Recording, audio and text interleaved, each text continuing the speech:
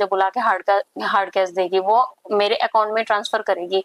जो बेवकूफ लोग मेरे बारे में अफवाह उड़ाते हैं कि मेरे पास पता नहीं कितना सरकारी फंड आ रहा है जिसकी वजह से मैं इस तरीके से दिन रात लगी हुई हूँ, तो मैं उनको ओपन चैलेंज करना चाहती हूँ, या मैं सरकार को भी ओपन चैलेंज करना चाहती हूँ। अगर आप मुझे हेल्प दे रहे हैं तो मुझे एविडेंस दिखाइए कि आप मुझे कैसे हेल्प दे रहे हैं। अगर कोई भी गवर्नमेंट मेरी हेल्प करती तो वो मुझे कोई हार्ड कैश तो नहीं देगी कि मुझे बुला के वो मेरी सेवा से इतनी खुश हुई कि वो मुझे हार्ड कैश देगी।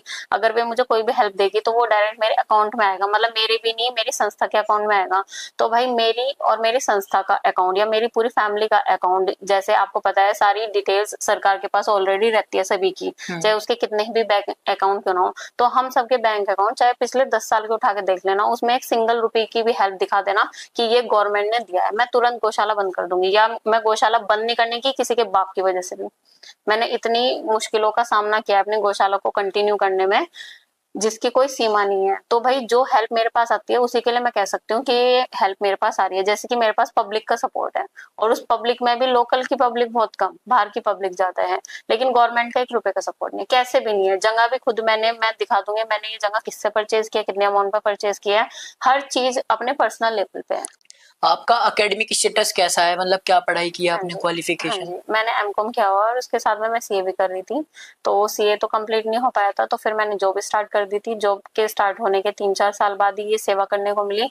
तो थैंक गॉड कि मेरी जॉब ऑलरेडी लग चुकी थी, जो कि मैं बिल्कुल किसी पे मुझे शुरू में मुझे किसी पे डिपेंड नहीं होना पड़ा कि अगर मैं किसी गौ माता को, मुझे रोड साइड किसी गौ माता को मुझे चारा देना है तो मैं कैसे फंड का अरेंजमेंट करूँ।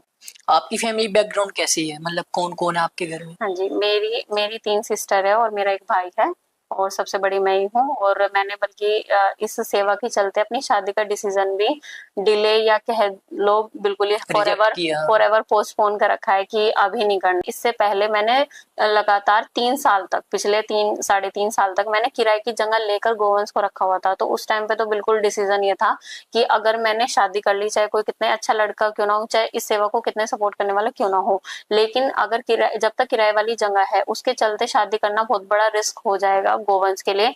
पता चला ये बेचारे फिर से बेघर हो जाए, तो मैंने ये ठान रखा था चाहे इसमें कितना भी टाइम लग जाता या नहीं लग जाता, कि जब अपनी खुद की जगह होगी उसके बाद ही कोई मैरिज के हिसाब से सोचा जाएगा कि ठीक है मैं शादी कर लेती हूँ। कि